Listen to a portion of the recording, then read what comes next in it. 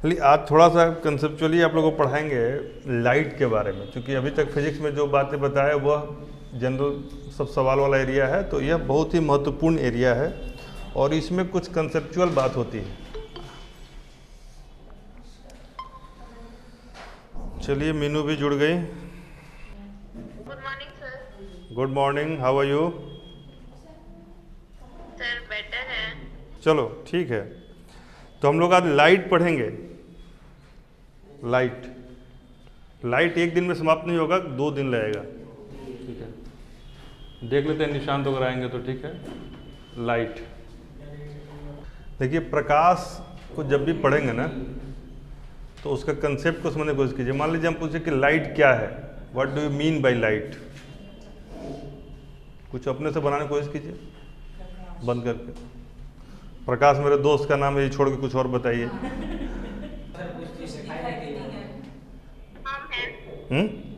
बताओ।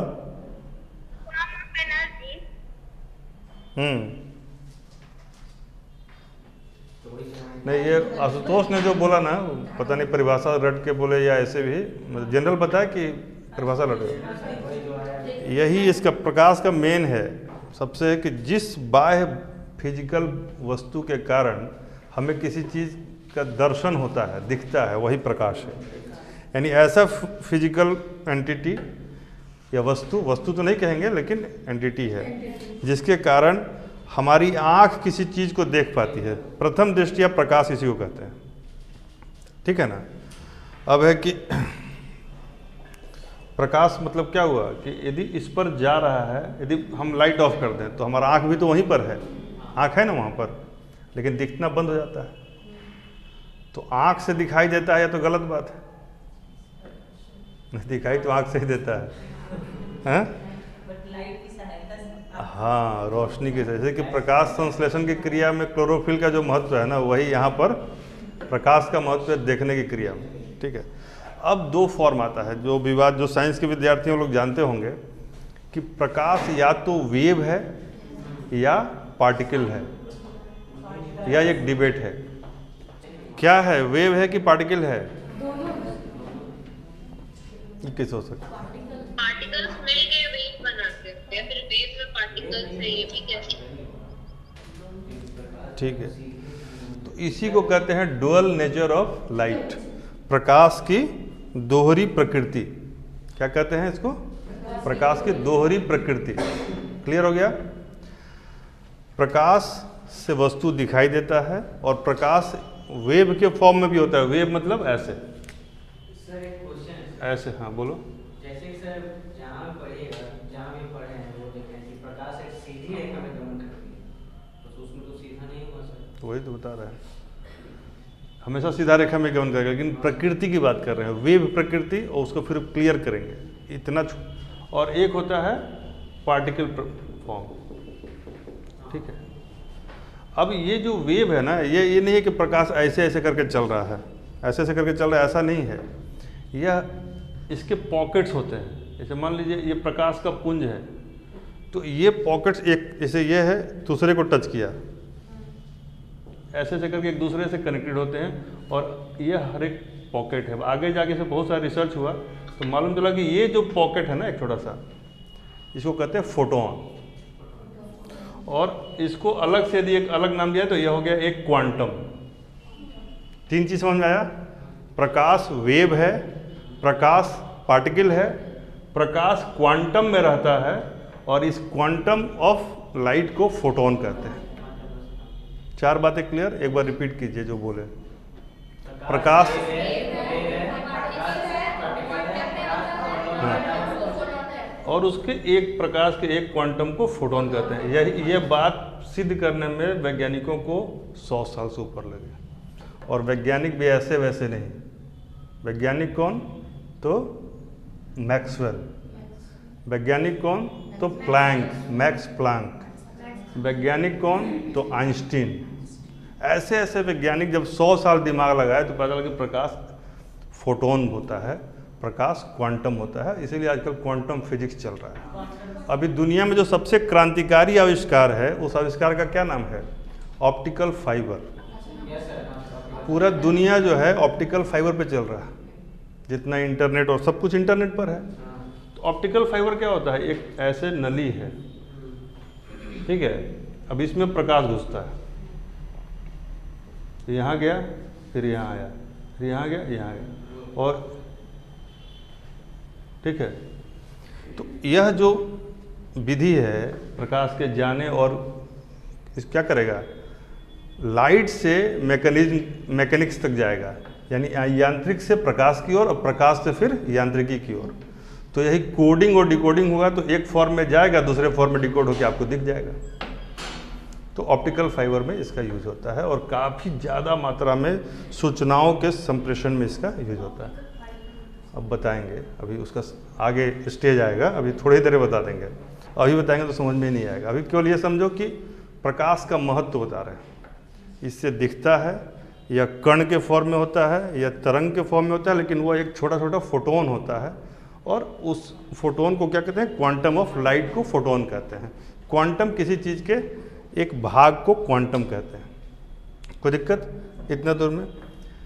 चलिए नेक्स्ट देखिए, प्रकाश जो है उसके आसपास यदि चुंबकीय क्षेत्र आए, प्रकाश के आसपास यदि चुंबकीय क्षेत्र आए, प्रकाश का माध्यम बदले, सरल से विरल हो, निर्वात से सघन हो, माध्यम बदले, और कोई विद्युत क्षेत्र आए, तब भी प्रकाश की प्रकृति में परिवर्तन होता है। कोई दिक्कत? तब भी प्रकाश की प्रकृति में परिवर्तन होता है, ठीक है। सवाल आपसे ये पूछेगा कि प्रकाश जो फोटोन का सिद्धांत आइंस्टीन ने दिया, प्रकाश के फोटोन का सिद्धांत आइंस्टीन ने दिया, इससे प्रकाश का पार्टिकल फॉर्म एस्टेब्लिश होता है या wave form? Particle form. Particle का ही वो क्वांटा है ना, ठीक है ना। तो एक इंफॉर्मेशन लिखिए, प्रकाश का जो विद्युत प्रभाव है, विद्युत इलेक्ट्रिकल इफेक्ट, ठीक है, और क्रॉम्पटन इफेक्ट लिखिए इसके साथ से, और क्रॉम्पटन इफेक्ट देखिएगा, जब विद्युत क्षेत्र से गुजर, क्रॉम्पटन इफेक्ट, यही दो जो विद्युत प्रभाव इलेक्ट्रिक इफेक्ट और क्रॉम्पटन इफेक्ट, यही दोनों इफेक्ट उसके तरंग प्रकृति को शो करते हैं। क्वेश्चन आएगा, इससे आपका प्रश्न आएगा कि तरंग प्रकृति को बताने वाले दो प्रभाव बताइए। तो क्रॉम्पटन प्रभाव और विद्युत प्रभाव, ठीक है। और प्रकाश के बाकी शब्द आएगा यदि कुछ भी तो समझिए को पार्टिकल फॉर्म में, ठीक है। अब लिखिए, प्रकाश की जो गति होती है, कुछ इन्फॉर्मेशन लिख लीजिए। प्रकाश की गति वैक्यूम में प्रकाश की गति, कई बार सवाल पूछ देता है डायरेक्ट भी, एक बीपीएससी में एक सवाल यही आ सकता है। तो यह होता है 3 × 10⁸ निर्वात में क्या गति होती है? 3 ×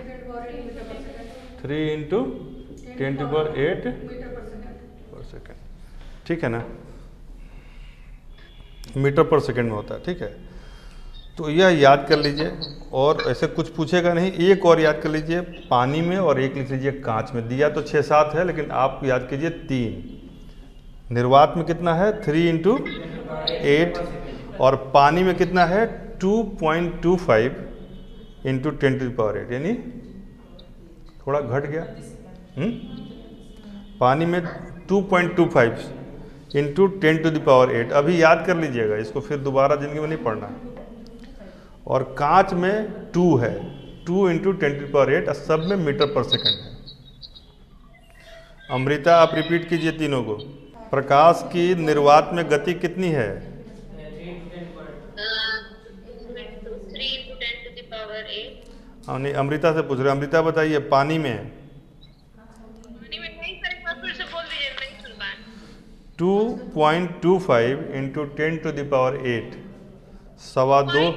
2.25 2.25 × 10⁸, सब में है। आगे में 2, उसमें 3 है, इसमें 2.5 है, 2.5, और तीसरे में 2 है, यानी कांच में। कांच में कितना है मीनू? हाँ सर, 2.8 2 × 10⁸ मीटर पर सेकेंड किसमें? में, और फिर उसके बाद एक और जो था वाटर में 2.25 into 10 to the power 8 और एक वैक्यूम में 3 into 10 to the power। कांच में कितना है, फिर से बोलो। कांच में 2 into 10 to the power 8। Very good, ठीक है ठीक है, कोई नहीं, नहीं यहाँ तो आपकी बात को सब लोग सुन रहे, उसको एनालाइज कर रहे हैं, कोई बात नहीं। ठीक है, देखिए सबसे पहले प्रकाश की गति के बारे में किस वैज्ञानिक ने पता लगाया था? वो तो ग्रह की गति। सबसे पहले प्रकाश की गति के बारे में जिस वैज्ञानिक ने पता लगाया था उसका नाम था रोमर। क्या नाम था? रोमर। उन्होंने बृहस्पति ग्रह के बारे में एक रिसर्च करके यह पता लगाया था। ये लिखिएगा मत, सुन लीजिए केवल, ठीक है ना। रोमर का नाम लिख लीजिए, उसके आगे कहानी सुन लीजिए। जैसे बृहस्पति ग्रह का 2 उपग्रह में जो है ना प्रकाश जाने में कितना समय लग रहा है, इसको कैलकुलेट करके उन्होंने प्रकाश की गति को निकाला था। जैसे कि बृहस्पति ग्रह का एक उपग्रह में लगने वाले 2 ग्रहण के बीच में, तो ग्रहण तो प्रकाश की प्रक्रिया पर ही डिपेंड करता है कि उसके ऊपर से जा रहा है, तो 2 ग्रहणों के बीच में जो समय लग रहा है उसको नाप के माना गया कि इतना टाइम में यह प्रकाश यहाँ से वहाँ पहुँच रहा है, और उस गति को पता लगाया। ठीक है, तो रोमर याद रखिएगा और बृहस्पति एक शब्द याद रखिएगा। माइक ऑफ कर लीजिए आप लोग। प्रकाश को जब भी पढ़िएगा तो 4-5 शब्दों की व्याख्या आनी चाहिए। जैसे चूँकि ऑनलाइन के चलते इसी वाले एरिया को यूज़ करना पड़ता है ज़्यादा। जैसे मान लीजिए प्रकाश है और ये सरफेस है, तो ये आया और इधर से गया। यदि यह सरफेस चमकीला है तो, है ना। चलिए, तो एक इन्फॉर्मेशन जो बताना चाह रहे थे कि प्रकाश का बहुत सारा प्रवृत्ति होता है। देखिए वर्ड सुनिएगा ना, स्कैटरिंग हो गया, कोई बोलेगा डिफ्रैक्शन हो गया, कोई बोलेगा रिफ्लेक्शन हो गया, कोई बोलेगा रिफ्रैक्शन हो गया। अब दिमाग का दही हो गया हैं। तो रिफ्लेक्शन क्या होता है, डिस्पर्सन क्या होता है, हैं पता है? वो भी तो शब्द है ना, उसका गुण। हाँ, रिफ्लेक्शन तो सबसे आसान है। जैसे ये मैंने दिखाया, रिफ्लेक्शन ही है। बाकी डिफ्लेक्शन बोल दे तब लाइट अगर किसी सरफेस पे लगता है, जितना लगा उतना ही वापस बाउंस बैक किया। रिफ्लेक्शन उतना बीम ऑफ लाइट अगर किसी सरफेस पे लगा और कुछ सेम डायरेक्शन में मतलब पैरेलली गया तो, और मतलब कोई इधर डिस्पर्स कर गया तो वो मतलब रिफ्रैक्शन। नहीं, अब इतना हम नहीं माने। वो पहला ठीक है, दूसरा में सब विद्यार्थी का खराब हो जाएगा। क्या हमको ऐसा बहुत कम विद्यार्थी मिला जो रिफ्लेक्शन के बाद अगला बता पाया ढंग से। हम 4 वर्ड पहले तो देखिए, सुनना सीखिए। Being a student always be a patient listener. एक धैर्यपूर्वक सुनने वाला व्यक्ति ही अधिक ज्ञानी होता है। बोलने से पहले सुन लीजिएगा तो सब बोला जाएगा। मैंने 4 वर्ड लिया। एक वर्ड रिफ्लेक्शन, दूसरा वर्ड डिफ्लेक्शन, तीसरा वर्ड रिफ्रैक्शन, चौथा बोले थे स्कैटरिंग, और 5वां बोले थे डिस्पर्सन। प्रकाश को समझना है तो इन 5 शब्दों का प्रकृति समझ में आना चाहिए। हाँ, एक हो गया परावर्तन, एक हो गया अपवर्तन, एक हो गया विकिरणन, एक हो गया विकिरण, और एक हो गया प्रकीर्णन। तो हम तो 7 भाषा में समान रूप से बोल सकते हैं, हिंदी, इंग्लिश, संस्कृत, बांग्ला, भोजपुरी, जर्मन। लेकिन आप लोग कम से कम 2 भाषा में पकड़ना पड़ेगा, ठीक है, क्योंकि हिंदी भी जानना है, अंग्रेजी भी जानना है। अब नीतू बताएंगे, चूँकि वैज्ञानिक हैं, कम से कम 2-3 भाई रिसर्च कर रही है साइंटिफिक सब। चलो बताओ, कम से कम 2 तो बताओ।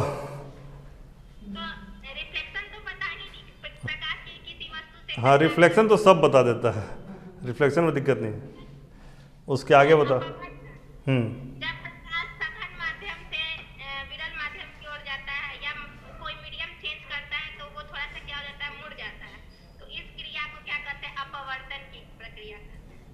इंग्लिश में क्या बोलते हैं इसको? रिफ्रैक्शन। चलो एक तुम्हारा तुम बताओ, तुम भी फिजिक्स पढ़ी हो। डिफ्रैक्शन में इसका अपोजिट हो गया कि सघन माध्यम से विरल माध्यम में जाता है तो ठीक है, अभिलंब के से दूर जाता है। एक अभिलंब की ओर मुड़ गया और एक अभिलंब से दूर मुड़ गया, चीज़ वही है, उलट के हो गया। हम जब चित्र में बताएंगे समझ में आ जाएगा। डिस्पर्शन क्या होता है? डिस्पर्शन होता है, नहीं स्कैटरिंग नहीं होता है, डिस्पर्शन। हाँ हाँ हाँ हाँ ठीक है।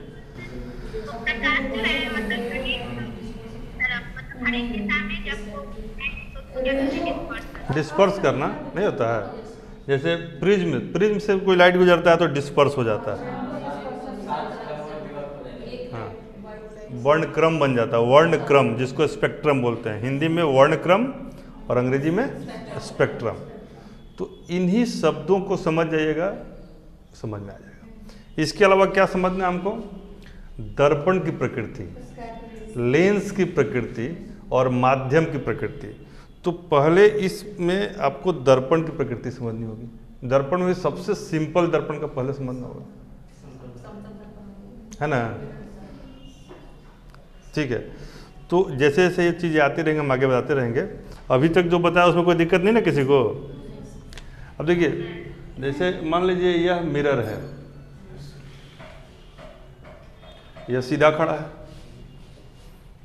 मिरर दिख रहा है आप लोगों को उसमें। अब इस मिरर में पीछे वाले भाग में एज्यूम कर लीजिए इसके पीछे से पेंट किया हुआ है, या कांच है, और कांच को जब पीछे से कोई ग्लिटरिंग चीज़ से पेंट कर देते हैं, नॉर्मली वो जो है सिल्वर नाइट्रेट होता है या फिर पारा होता है। ठीक है, तो इन दोनों से यदि कर देंगे तो सवाल ही भी आएगा कि कांच को किसी पेंट करने पे दर्पण बन जाता है, तो सिल्वर नाइट्रेट या फिर पारा। तो ये एक इन्फॉर्मेशन पीटी का हो गया। कंसेप्चुअली देखिए, तो ये जब पीछे होगा तो वो रिफ्लेक्ट करेगा। ठीक है, तो यह प्लेन मिरर समतल दर्पण है। ठीक है, अब इसी में क्या करेगा कि दर्पण को ऐसे मुड़ा देगा। अब तो मुड़ाना बड़ा मुश्किल है, चित्र बनाना आए तब ना, कैसे मुड़ेगा ये? इसका मुंह इधर समझ लीजिए, इधर है, ठीक है ना, और इसके सामने लग रहा है, अब इसके सामने सॉरी इसके पैरेलल में मान लीजिए हम यहाँ पर लग रहा है कि आमने सामने दर्पण है, दिख रहा है। अब हाथ से ही समझ लीजिए, ये एक दर्पण है, ये एक दर्पण है, तो इसके बीच में यदि कोई ऑब्जेक्ट है तो इसका कितना इमेज बनेगा? अनंत। यह आसान है। अब एक दर्पण मान लीजिए यहाँ खड़ा है और एक दर्पण यहाँ पड़ा है, और इसके बीच में 90 डिग्री का एंगल है। यह भी दर्पण है, इधर इधर रंगा हुआ और यह इधर रंगा हुआ, और यह नहीं तो एक शीशा ऐसे लगाया हुआ है। यहाँ पर कोई चीज़ है, इसका कितना इमेज बनेगा? ये कैसे 3 कैसे बनेगा? तो यहाँ बन जाएगा खो, हैं? क्या Meenu? How many mirror image is possible if 2 mirrors are placed in 90 degree और रेक्टेंगुलर पोजीशन? 90 डिग्री पे यदि अविलंब हो,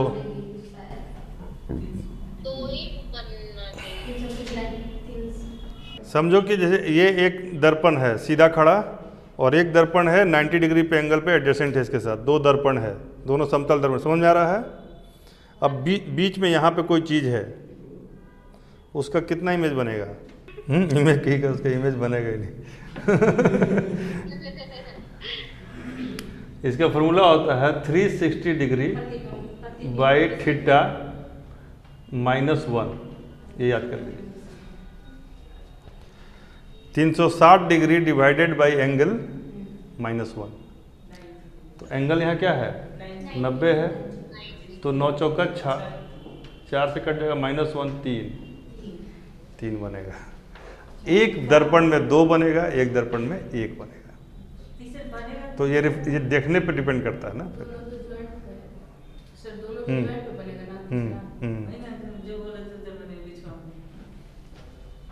जैसे ये है तो यहाँ पर भी तो एक इमेज बन ही रहा है इसका, इधर तो एक सीधा बन ही रहा है, एक यहाँ भी बन रहा है, क्योंकि दिखना तो चाहिए ना 3। वही यही बनेगा, इस जगह पे बनेगा। करके देख लेना आज, क्या दिक्कत है? 2 आईना तो सबके घर में होगा, लेकिन और तो फिर गाना गाएगा अश्विन, आईना मुझसे मेरी पहली सी सूरत मांगे।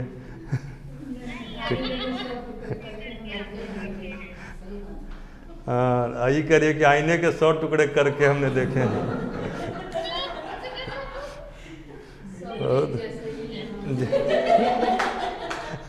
और विजेता करिए कि सब में एक ही जैसे हैं।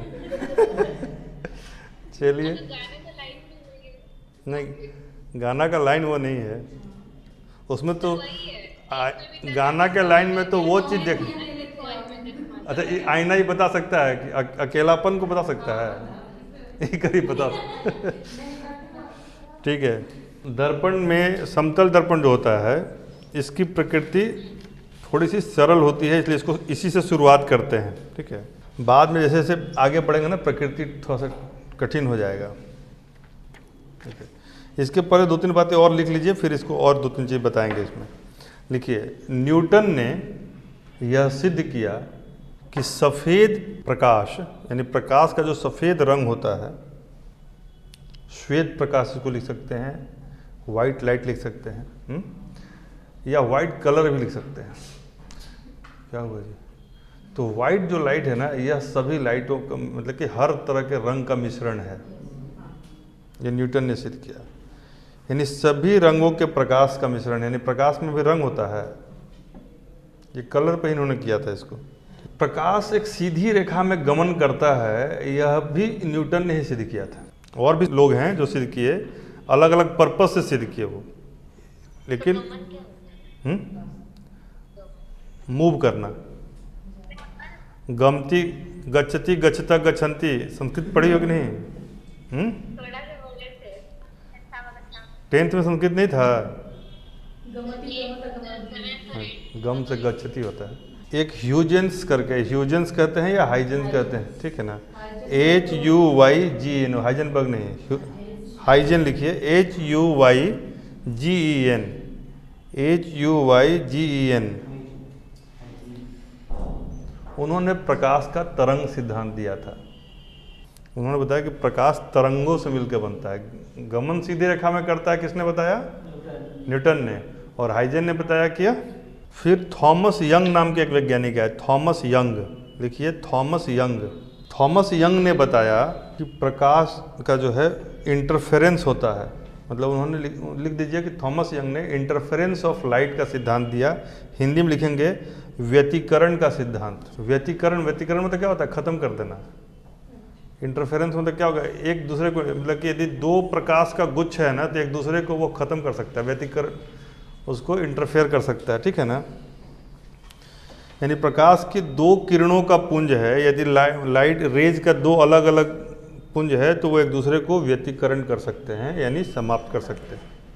ठीक है, खत्म क्या करेगा? उसका फॉर्म चेंज हो जाएगा, मतलब दोनों मिलकर डाइल्यूट हो जाएगा। फिर मैक्सवेल नाम के एक वैज्ञानिक है, देखिए मैक्सवेल बहुत ही महत्वपूर्ण वैज्ञानिक है। कभी इनका कहानी बताएंगे आप लोग को। एक दिन हम एक क्लास लेंगे ऐसे नॉर्मल, कभी जब आप लोग को पढ़ने का ज़्यादा मूड नहीं रहेगा तो सारे वैज्ञानिकों की कहानी बताएंगे, कुछ इंपॉर्टेंट वैज्ञानिकों की, तो उससे बहुत आप लोग को आनंद आएगा। ठीक है, तो विद्युत चुंबकीय यानी इलेक्ट्रोमैग्नेटिज्म का जो सिद्धांत है प्रकाश का, वो मैक्सवेल ने दिया। मतलब उनका कहना था कि जो इलेक्ट्रिकल फील्ड होता है और मैग्नेटिक फील्ड होता है, इसका जो स्वरूप बदलता है ना, इसी के चलते प्रकाश में गति आती है। ये सब बात आप लोग को समझने में फिर से +2 करना पड़ जाएगा, इसलिए उसको ज़्यादा दिमाग नहीं लगाना। बस ये जानिए कि इन्होंने ये सिद्धांत दिया था, आएगा तो टिक मार देना। चलिए, फिर एक वैज्ञानिक आए मैक्स प्लैंक। इन्होंने क्या सिद्धांत दिया? इन्होंने क्वांटम यांत्रिकी या क्वांटम मैकेनिक्स का सिद्धांत दिया। मतलब इसमें यही है कि यदि प्रकाश से जो कोई सतह है, मान लीजिए किसी सतह से प्रकाश का उत्सर्जन हो रहा है, तो वह उस सतह से एक निश्चित मात्रा में जो निकलेगा उसी को क्वांटम कहते हैं। अदरवाइज यदि इरेगुलर है तो वो क्वांटम नहीं होगा।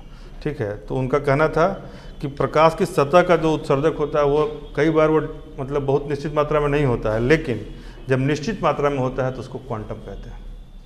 तो उन्होंने क्वांटम मैकेनिक्स दिया, जो अभी बहुत ज़्यादा इस पर रिसर्च अभी भी चल रहा है। फिर 1905 में आए आइंस्टीन। उन्होंने कहा कि प्रकाश ऊर्जा के छोटे छोटे समूहों में होता है। कैसे होता है? ऊर्जा के छोटे छोटे समूह में होता है। इस समूह को क्वांटा कहते हैं। क्या कहते हैं? क्वांटा, क्वांटा कहते हैं। और उन्होंने आगे एक वर्ड यूज किया कि प्रकाश के इन कणों को फोटोन कहते हैं। यानी ऊर्जा के छोटे छोटे समूह को कहते हैं क्वांटा, और जो ये है प्रकाश के जो कण हैं उनको क्या कहेंगे? फोटोन। पहले ज़माने में एक कैमरा होता था जिसको कहते थे पिन होल कैमरा। क्या बोलते थे? जैसे इस तरह का डब्बा टाइप का होता था, ठीक है ना, यहाँ एक प्लेट है और इस जगह पर एक छिद्र होता था, इसी को पिन होल बोलते हैं, ठीक है। और यहाँ से मान लीजिए प्रकाश उस पर जा रहा है, दिख रहा है, ठीक है। तो ये जो मतलब सूची छिद्र कैमरा है, अब इसमें देखिए लाइट ऐसे जाएगा और यहाँ पर, और एक लाइट ऐसे जाएगा, इसी से पार करेगा, और ये बहुत ही पतला सुई के नोक हमारा यहाँ से क्रॉस कर गया, तो हम अब इसी को हमको चेंज करना पड़ेगा, ठीक है ना। ठीक है। अब ये मान लीजिए कोई वस्तु है, क्योंकि वस्तु का प्रकाश ही नहीं जाएगा वहाँ पर, तो इस वस्तु का नीचे ऊपर में ए है और नीचे में बी है, तो क्या होगा? यह चीज़ यहाँ चल जाएगा, ये हो जाएगा बी और ये हो जाएगा ए, और ये पिन होल है यहाँ पर, ठीक है। पिन होल पर क्या होता है? यहाँ पर एक किसी चीज़ में तेल लगा के, जैसे डालेंगे ना, मतलब कोई कागज कपड़ा में तेल लगा के, तो वो इस पॉइंट पर रहेगा, या फिर कोई अर्ध पारदम टाइप का, अपारदर्शी टाइप का कोई चीज़ रहेगा, ठीक है। अब इसमें समझना क्या है आपको कि प्रकाश यहाँ पर क्या किया, देखिए यहाँ से उल्टा हो गया, यहाँ वाला गया इधर, तो यहाँ पर ये इमेज बनाया, तो वस्तु का चित्र कैसा बन रहा है, ठीक है। तो यही चीज़ होता है, जैसे कि जब हम कैमरे के सामने कोई ऑब्जेक्ट रखेंगे तो इस वस्तु का उल्टा प्रतिबिंब बनेगा। कैसा बनेगा? उल्टा प्रतिबिंब बनेगा, ठीक है। छोटा भी बनेगा। अब ये अब इसी से आगे जाके कैसे जो बढ़ता है, आवर्धन को क्या बोलते हैं इंग्लिश में? मैग्निफिकेशन। हाँ, तो मैग्निफिकेशन का फॉर्मूला लिख लीजिए, प्रतिबिंब की ऊंचाई डिवाइडेड बाय बिंब की ऊंचाई। बिंब हो गया ये, दिस इज कॉल्ड बिंब, यानी हाँ, और ये हो गया प्रतिबिंब। बिंब को ही वस्तु भी कहते हैं, ठीक है ना, ठीक है ना। यह बराबर किसके होता है? आवर्धन के बराबर होता है। हाँ, और यह किसके बराबर होता है? एक बार और बराबर देके लिखिए आगे, छिद्र से प्रतिबिंब की दूरी। तो यहाँ पर पॉइंट पर दो ही चीज़ आता है, या तो कोई किसी चीज़ में तेल लगा दीजिए और उससे भी लाइट पार करता है तो वो प्रॉपर्टी आएगा, और नहीं तो घिसा हुआ शीशा हो, एक छेद रहता है, जैसे कि मान लीजिए बाकी सब नॉन ट्रांसपेरेंट, ये ट्रांसपेरेंट है लेकिन थोड़ा घिसा हुआ शीशा रहता है, ये पहले, ठीक है। तो अब क्या होगा कि पीछे वाली दीवार पर, जो कैमरे के पीछे वाली दीवार है, उस पर क्या बनेगा? एक सीधी रेखा में चलकर उलट जाता है, इधर वाला उधर, ऊपर वाला, ये डायरेक्शन चित्र याद रहेगा आपको, ठीक है ना। तो एक इसका फॉर्मूला और लिखिए, छिद्र से प्रतिबिंब की दूरी, ऊपर में लिखिए छिद्र से प्रतिबिंब की दूरी, यानी पिन होल से जो इमेज बना है, इमेज की दूरी, हाँ, डिवाइडेड बाय छिद्र से बिंब की दूरी, यानी कि एक्चुअल जो वस्तु की दूरी, यानी पिन होल और ऑब्जेक्ट की दूरी को यदि डिवाइड करेंगे तब भी हमारा आवर्धन निकल जाएगा। छिद्र से बिंब की दूरी या पिन होल से एक्चुअल वस्तु की दूरी, तो यह आवर्धन यानी कि मैग्निफिकेशन निकल जाएगा आपका, ठीक है ना। सिंपल चीज़ बता रहे हैं इसमें, बस ये ध्यान रखिए कि पिन होल कैमरा के बारे में यदि सवाल पूछ दे कि कैसा होता था, तो इसमें क्यों इमेज उल्टा बनता था, तो चूंकि ऐसे जाएगा और यहाँ पर उसकी प्रॉपर्टी ऐसी हो जाएगी कि यहाँ का लाइट, नीचे वाला लाइट यहाँ तक पहुँचेगा और ये इधर आएगा, ये इसका प्रॉपर्टी है, याद कर लीजिए। दो और वर्ड लिखिए सिंपल लाइट में, आगे बढ़ते हैं। आगे लिखिए दो वर्ड, UMBRO, अम्ब्रो, अम्ब्रो, UMBRO, अम्ब्रो, एंड दूसरा लिखिए पेनम्ब्रो, PENU, या पेनम अगला PENUMBRA यानी अम्ब्रा एंड पेनम्ब्रा, ए लिखिएगा, अम्ब्रा लिखिए, अम्ब्रा एंड पेनम्ब्रा, ठीक है ना। अब ये क्या होता है इसको समझिए। मान लीजिए यहाँ पर एक बल्ब जल रहा है, ये बल्ब जल रहा है और यहाँ पर इसको हम बंद किए, इससे तो लाइट निकलेगा बाहर। और यहाँ पर एक चीज़ है जो इस लाइट को रोक रहा है अपने ऊपर। तो यहाँ क्या होगा कि एक सर्कुलर जगह पर जहाँ पर लाइट नहीं पहुँच पाएगा, ठीक है, बीच में क्यों नहीं पहुँच पाएगा, यहाँ तो पहुँच जाता लेकिन यहाँ पर एक अवरोध है। यहाँ से देखिए लाइट का एमिशन हो रहा है, यहाँ पर लाइट फॉल कर रहा है और यहाँ पर एक ऑब्स्टेकल है, अवरोध है। तो यह यहाँ पर क्या चित्र बनेगा इसके ऊपर, इस जगह पर डार्कनेस रहेगा, इधर लाइट रहेगा, एक एरिया में ज़्यादा लाइट रहेगा, उसके बाद फिर और कम हो जाएगा। तो यह 3 इसमें इमेज बना, ये जो बना और ये बना, इसी को अम्ब्रा और पेनम्ब्रा कहते हैं, ठीक है। अम्ब्रा किसको बोले? सेंटर वाले को पेनम्ब्रा हुआ, बीच में अम्ब्रा और साइड में पेनम्ब्रा, ठीक है ना। अब इस जैसे यहाँ से प्रकाश का उत्सर्जन हो रहा है, यहाँ प्रकाश का अवरोध यानी रुकावट हो रहा है, और यहाँ पर प्रकाश फॉल कर रहा है यानी गिर रहा है। 3 चीज़ समझ गए, यहाँ पर उत्सर्जन, यहाँ अवरोध और यहाँ पर फॉल करना। अब यहाँ जब बीच में अवरोध है तो अवरोध वाले पार्ट से भी जितना ही है कुछ कुछ एरिया में लाइट नहीं जाएगा, तो जो क्षेत्र पे लाइट नहीं गया वो छाया क्षेत्र, और जो क्षेत्र पे लाइट गया थोड़ा बहुत वो हो गया उप छाया क्षेत्र। तो छाया और उप छाया, और इंग्लिश में हो गया अम्ब्रा एंड पेनम्ब्रा, ठीक है ना। क्या? हाँ, उसी पे आएंगे अब।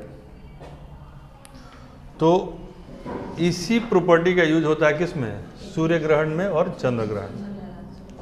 तो सूर्य ग्रहण और चंद्र ग्रहण आप लोग से कई बार पूछा चुका बीपीएससी में, और इस बार भी पूछा जाएगा। और कई लोग गलती करते हैं, इस बार भी गलती करेंगे।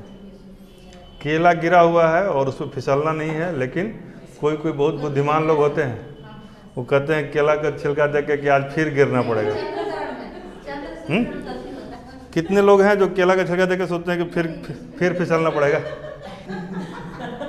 चलिए अश्विन आप बताइए, बहुत अच्छा हंस रहे हैं। ये बताइए कि सूर्य ग्रहण में क्या होता है? सूर्य ग्रहण के सूर्य और पृथ्वी के बीच में चंद्रमा रहता है। गुड, ठीक है। चंद्र ग्रहण में क्या होता है? तुमसे नहीं पूछा, इनसे पूछी, भी हंस रही थी ना।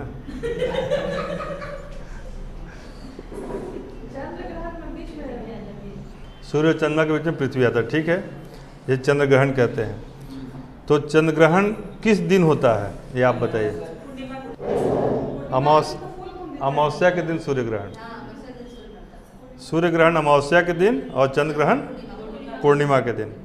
तो हर महीने चंद्र ग्रहण नहीं ना होता है, हर महीने चंद्र ग्रहण नहीं होता है। इसका भी एक कारण है, पृथ्वी का जो है कोण वह इसका कारण है, अदरवाइज हर महीने चंद्र ग्रहण होता।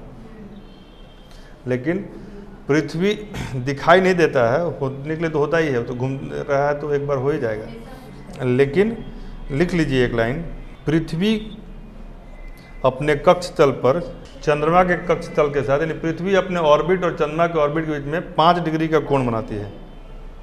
और ये मात्र 5 डिग्री का कोण जो है उसके चलते वो दिखता नहीं है हर महीने।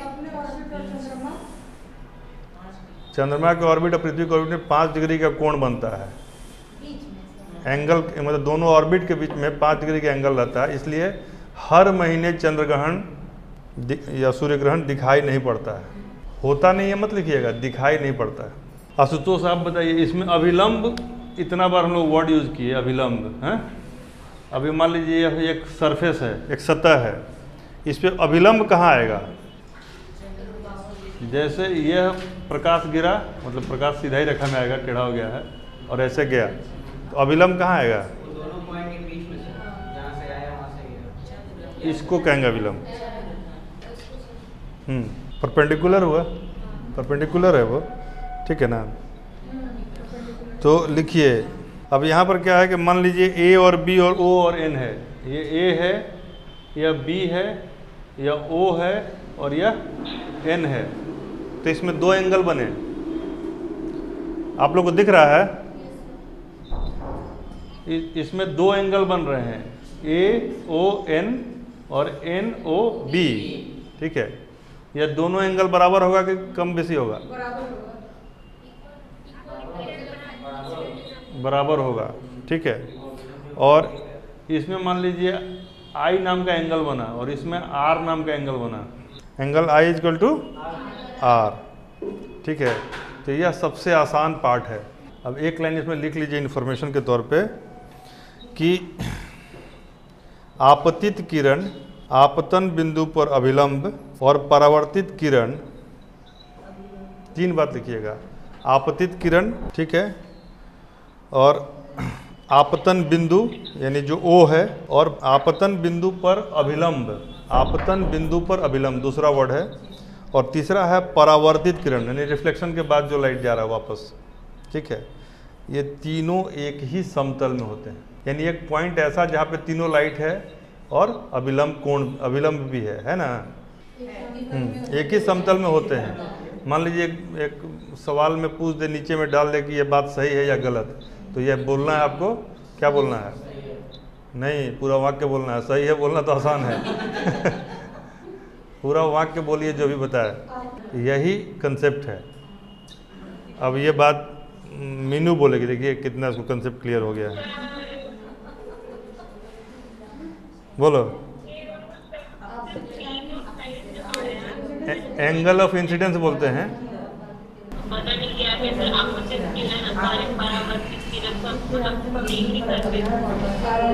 तो फिर फायदा क्या हुआ?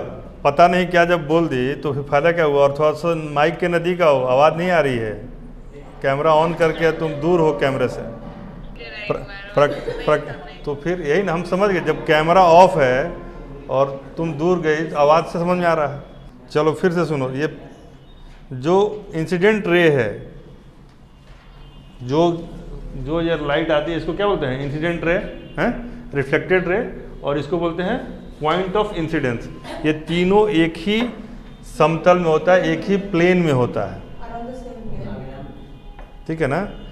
नहीं, अभिलंब का वो बिंदु, आपतित कोण और परावर्तित कोण के पास जो अभिलंब का बिंदु होता है, तीनों एक ही, बहुत छोटी सी बात है ना, ये इसकी बात कर रहे हैं। यहाँ पर ये भी है, यहाँ पर ये भी है और ये भी है, ये तीनों all are on the same plane. समतल दर्पण में प्रतिबिंब कैसा बनता है? वो अलग चीज़ था, ये वो जो पिन होल कैमरा पूछे तब बताना, अदरवाइज आईना में चेहरा देखी नहीं जाता। आईना में चेहरा उल्टा बनता है, लेकिन लैटरल इन्वर्स बोलते हैं उसको, बोलते हैं लैटरल इन्वर्स, यानी इधर का नथिया इधर आ जाएगा। आदमी से बनवाए इसका था, आगे इसमें कैसे लैटरल इन्वर्स। जैसे आईना के सामने जाएगा ना, तो आपका यहाँ से इधर वाला पार्ट उधर चल जाएगा। इसको फ्लिप फ्लॉप जो कैमरे में करते हैं ना, फ्लिप, कि चेहरा ऐसे, तो इधर का आदमी लगेगा कि दाहिना हाथ के बदले बाएं हाथ में घड़ी पहने हुए, ठीक है। घड़ी किस हाथ में पहनाता है?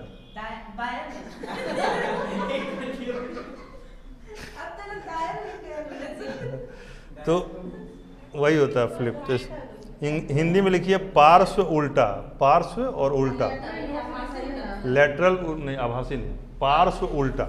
समतल में लैटरल इन्वर्स, यानी कि जैसे मान लीजिए ऐसे करके कोई वस्तु है तो उसमें ऐसे आ जाएगा। यानी आईना जो है, लोग कहता है झूठ नहीं बोलता, पूरा झूठ बोलता है। और जैसे मान लीजिए आईना यहाँ पर है और ये वस्तु यहाँ पर है, आईना यहाँ पर है, वस्तु यहाँ पर है, तो आईना का जो सरफेस है उससे उतनी दूरी पर इमेज बनेगा जितना दूरी पर उसके सामने है। ये तो बहुत सिंपल बात है, ठीक है ना। और उसका आधा बनेगा, पॉइंट टू बी नोटेड, ठीक है। तो दर्पण से संबंधित कुछ फैक्ट्स लिख लीजिए, समतल दर्पण को खत्म कर लेते हैं। यदि मान लीजिए यहाँ पे दर्पण है और कोई आदमी यहाँ पे खड़ा है, ये जो डिस्टेंस है यदि v है, यहाँ पे एक बात लिखते हैं कि यदि वी चाल से, नित्य ध्यान से सुनिएगा, रूपम आप भी सुनिए, यदि वी चाल से कोई व्यक्ति दर्पण की ओर चल रहा है तो उसका प्रतिबिंब उसकी ओर किस चाल से चलेगा? अब आ गया मजा। आईना, मान लीजिए यहाँ आईना है और हम दौड़ के आईना की तरफ जाने लगे, तो मेरा जो इमेज उसमें बन रहा है वो कितनी तेजी से हमारी तरफ दौड़ेगा? तुम्हारे सामने आईना हो और आईना के सामने तुम दौड़ने लगो तो 10 किलोमीटर की रफ्तार से, तो तुम्हारा इमेज जो उसमें बना हुआ वो किस रफ्तार से तुम्हारी तरफ दौड़ेगा? ठीक है, तुम्हारा टू भी, आपकी जो गति होगी उससे प्रतिबिंब की गति डबल होगी। तो यह इसको एकदम समझ में आया तो ठीक है, नहीं तो क्या करना है? रट जाना है। अब आ रही आवाज है? चलिए चलिए, तो एक तो इन्फॉर्मेशन ये हो गया कि यदि कोई आदमी यदि वी चाल से दर्पण की ओर दौड़ रहा है तो दर्पण की जो छाया बन रही है अंदर में आदमी की, उसकी दुगनी होगी। अगला इन्फॉर्मेशन है, आवाज़ कम करने के लिए बोलिए उन लोग को, ठीक है, कि यदि किसी वस्तु पर, वस्तु के मान लीजिए हम प्लेन मिरर में हम चाहते हैं कि फुल इमेज देखें। अब शादी ब्याह में पार्टी के लिए तैयार होकर आदमी जाता नहीं सोता कि पूरा चेहरा दिखे अपना, तो पंडित जी को जो हम लोग दर्पण देते हैं उसमें तो एक बार में एक आंख दिखता है। लोग कहता है कि पंडित जी को दान दे दिए, अब दान ऐसा कि हम तो कई बार उस सब ऐनक में देखे हैं तो एक बार में एक ही आंख दिखता है, तो उसमें क्या पता चलेगा खूबसूरत है कि नहीं। लेकिन जब आदमी चाहे कि हमको पूरा अपना इमेज दिखे तो कम से कम उसके शरीर का आधा बड़ा आईना होना चाहिए। फुल इमेज बनने के लिए दर्पण की लंबाई वस्तु की आधी होनी चाहिए, ठीक है ना। एक इन्फॉर्मेशन ये भी है। तीसरा इन्फॉर्मेशन आप लोग को बताए दिए थे कि समतल समकोण पर दो दर्पण काट रहा हो, समकोण पर 90 डिग्री पर, तो 3 इमेज बनेगा। कितना इमेज बनेगा? हाँ, मतलब नहीं, दूसरा जो है वो कॉमन ही हो जाता है दोनों में, उसी पॉइंट पे रहता है। और एक था कि यदि 2 दर्पण पैरेलल हो और उसके बीच में ऑब्जेक्ट हो तो अनंत इमेज बनेगा। इसका अनुभव हुआ है आप लोग कभी ऐसा? समतल दर्पण का प्रयोग करके कुछ यंत्र बनते हैं, उनको भी लिख लीजिए। एक का नाम है क्लाइडोस्कोप, KALEIDOSCOPE,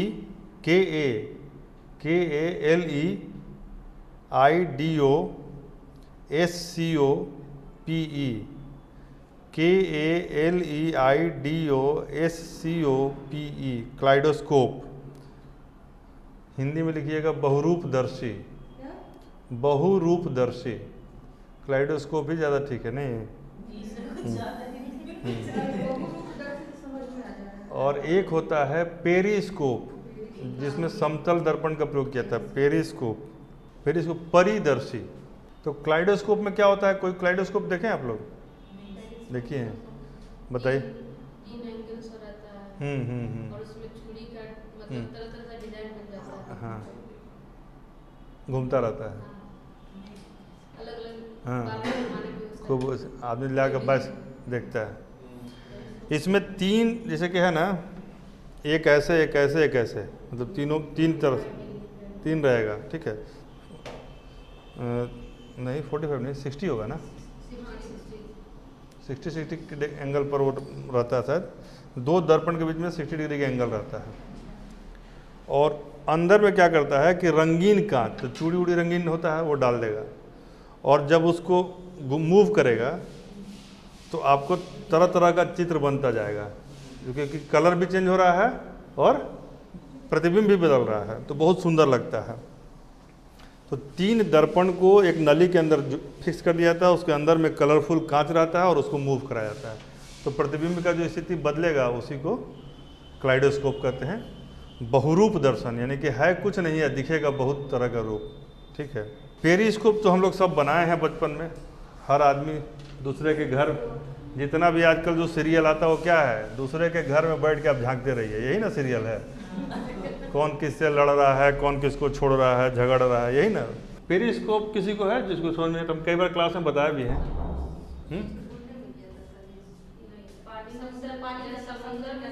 बस बस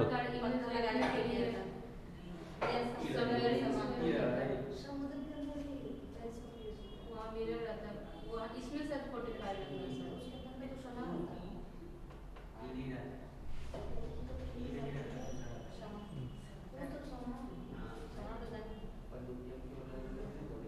अब मान लीजिए यहाँ पे किसी का आँख बना हुआ है, यहाँ पे वो देख रहा है, हैं? और ये इधर ऊपर में है, ये मान लीजिए 2 फीट का है, 3 फीट का है। दिख रहा है आप लोग को? पेरिस्कोप समझ में आ रहा है? तो यहाँ पर कोई आदमी यदि देखेगा तो यदि वो 6 फीट का आदमी है तो वो 10 फीट की ऊंचाई पर देख लेगा। मान लीजिए उसके ऊपर से देखना है तो हम यहीं से देखेंगे, लेकिन दिखाई देगा उधर का। इसी को पेरिस्कोप बोलते हैं, परिदर्शी। ठीक है। पनडुब्बी वगैरह में क्या है, अंदर छुपा हुआ है, बाहर पेरिस्कोप निकाला, देख लिया, वो आदमी दिखा नहीं लेकिन देख लिया वो यहाँ पे इतना है, छुप जाओ, कोई नहीं है तो निकल के बाहर भागो। तो इस सब तरह का प्रयोग।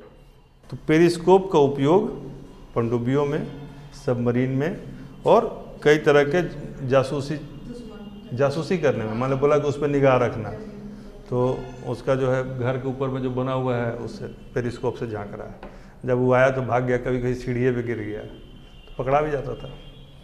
तो पेरिस्कोप इसमें 45 डिग्री का एंगल होता है, ये शीशा और ये शीशा में 45 डिग्री का एंगल होता है। ये जो पेरिस्कोप हम लोग यूज़ करते हैं उसमें 2 दर्पण जो यूज़ होते हैं उनका एंगल क्या रहता है, 45। इधर 45 है तो इसका इमेज इस पर बन जाएगा, है ना। तो वही पेरिस्कोप है। अब एक छोटा सा चीज़ आप लोग को बताते हैं, जिससे कंसेप्ट क्लियर हो जाएगा, उसके बाद आप लोग को अगला क्लास कराएंगे हम। ठीक है। इस चित्र को समझिए।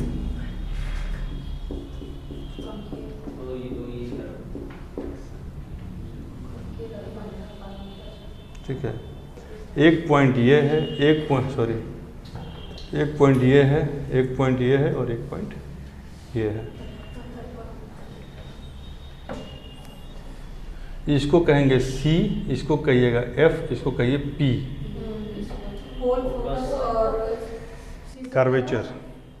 Curvature, centre of curvature. ठीक है। कोई भी अवतल या उत्तल दर्पण जब बनता है तो वह किसी गोले को काट के बनता है। पहला कंसेप्ट क्लियर है। यानी अभी हम लोग समतल पे चल रहे थे, समतल के बाद एक और कौन दर्पण आएगा, उत्तल। यदि उसका आगे का भाग उठा हो तो उत्तल, और यदि धंसा हो तो अवतल। उत्तल मतलब उठना, अवतल मतलब धंसना। केव मतलब गुफा, यानी जो धंसा हो वो केव होगा और जो उठा हो तो वो क्या होगा, वेक्स होगा। तो कॉनकेव, कॉन्वेक्स, उत्तल, अवतल, चारों की परिभाषा समझ में आ गया? बोल दीजिए, जब आ गया तो बोलिए। हाँ, उठा। एक एक करके बताइए, एक जिससे पूछेंगे वही बताएगा। आप ही बताइए पहले। उत्तल मतलब उठा हुआ, उत्तल मतलब उठा हुआ। अवतल मतलब मतलब अवनति, उन्नति मतलब उठना, अवनति मतलब गिरना, है ना। कॉनकेव और कॉन्वेक्स में क्या फर्क है? सर कॉनकेव मतलब जिसमें केव आप बोले बन जाएगा, मतलब वो थोड़ा फंसा हुआ रहेगा। गुड। कॉन्वेक्स मतलब जो उठा हुआ है। Very good.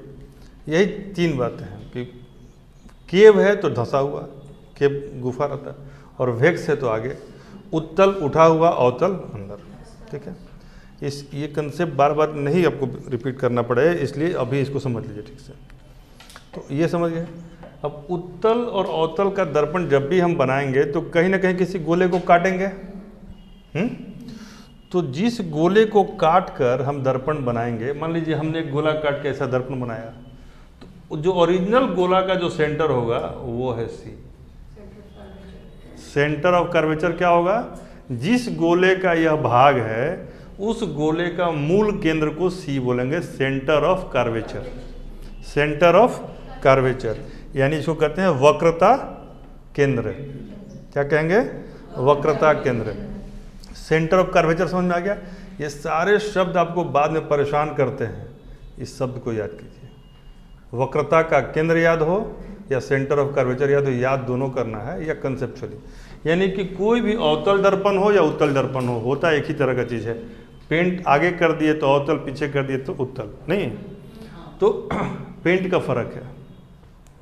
तो जिस मूल गोले से कट के बना है उसका सेंटर यहाँ होगा, तब नहीं ऐसे करके ऐसे बना होगा। तो ये हो गया। तो C याद हो गया। पी क्या है कि यह जो हमने बनाया है इसका जो ये जो बना है ना इसका सेंटर, इसका ध्रुव, इसका सेंटर क्या है, दैट इज पी, ठीक है।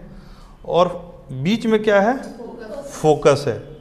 यह फोकस क्या होता है, वक्रता केंद्र यानी सेंटर ऑफ कर्वेचर, कर्वेचर और पोल के बीच का डिस्टेंस, सेंटर ऑफ कर्वेचर और ध्रुव को मिलाने वाली रेखा के मध्य का बीच का डिफरेंस नहीं, डिस्टेंस जैसे ये है ना और ये है, इसके बीचों बीच एफ होता है। पॉइंट होता है। तीन बात समझ में आ गया, सेंटर ऑफ कर्वेचर, पोल और फोकस। यह इस पूरे गोले का सेंटर को सेंटर ऑफ कर्वेचर बोलते हैं, इसके सेंटर को पोल बोलते हैं और इन दोनों के सेंटर को एफ बोलते हैं, यानी तीनों सेंटर है ना। मूल गोले का सेंटर को क्या बोलते हैं, सेंटर ऑफ कर्वेचर। जो हमारे पास दर्पण उपलब्ध है उसके मिड पॉइंट को क्या बोलते हैं, पोल, और इन दोनों के मिड पॉइंट को क्या बोलते हैं, फोकस। क्लियर है, ठीक है। अब एक फार्मूला लिखिए, फोकस दूरी, फोकल लेंथ, ठीक है, जो भी लिखना चाहिए, फोकस दूरी या focal length is equal to वक्रता त्रिज्या या centre of curvature divided by 2। एक फार्मूला और लिखिए, इसमें तो कोई दिक्कत नहीं है, वो तो जो बताया वही उसी का, वक्रता त्रिज्या का हाफ होता है। अगला लिखिए, गोलीय दर्पण के फोकस को ज्ञात करने का सूत्र। गोलीय दर्पण में फोकस को याद करने का सूत्र, मतलब याद करने का सूत्र बोल रहे हैं, ज्ञात करने का सूत्र। हमको सब चीज़ यादें पे लगता है कि याद करो, ठीक है। लिखिए 1/v, आवाज़ आ रही है आप लोग को, 1/v plus 1/u is equal to 1/f। 1/v plus 1/u is equal to 1/f। अब लिखिए, आपके दिमाग में आना चाहिए कि v क्या है। तो v हमने बताया था प्रतिबिंब से दर्पण की दूरी, प्रतिबिंब से यानी इमेज से दर्पण की दूरी, दैट इज v। u क्या है, वस्तु से दर्पण की दूरी, u इज इक्वल टू वस्तु से दर्पण की दूरी। वस्तु और दर्पण की दूरी को u कहते हैं और प्रतिबिंब और दर्पण की दूरी को v कहते हैं। और f तो जानते हैं, दर्पण की फोकस दूरी, दर्पण की फोकस दूरी। मैग्निफिकेशन का फॉर्मूला आप लोग हम पहले ही लिखवा चुके हैं, ठीक है ना। मैग्निफिकेशन क्या होता है, अब रिपीट कीजिए। प्रतिबिंब की ऊंचाई बटे बिंब की ऊंचाई। ऊंचाई,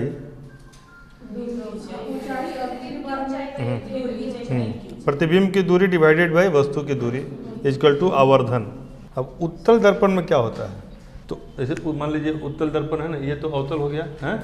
उत्तल में क्या होगा, यही ये जो इधर पेंट नहीं करके इधर पेंट होगा।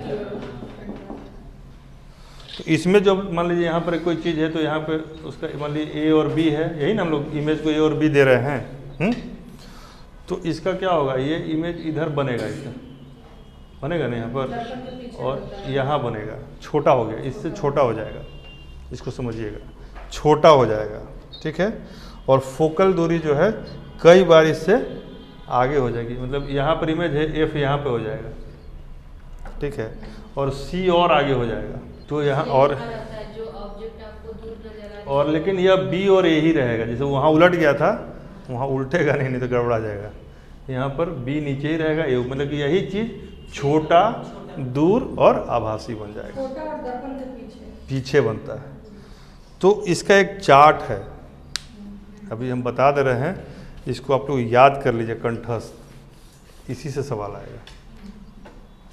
अवतल से एक सवाल पक्का है, 10 सवाल फिजिक्स से है ना, उसमें एक सवाल इसी से आएगा।